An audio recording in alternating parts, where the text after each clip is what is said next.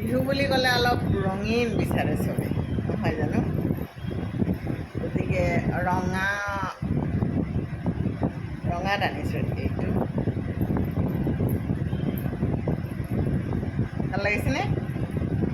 কাণফুলিযোৰ কিন্তু টপত থাকিব।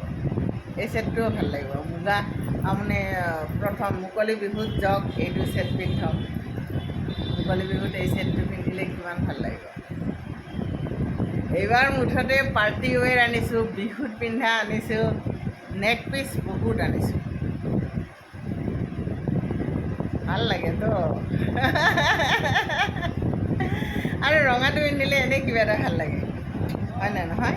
গতিকে লাগিলে জনাব, চইচবোৰ চবৰে নিজৰ নিজৰ।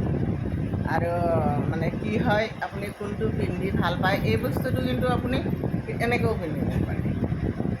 আপুনি কেনেকৈ পিন্ধে সেইটো আপোনাৰ নিজৰ কথা, পচন্দটো আপোনাৰ নিজৰ।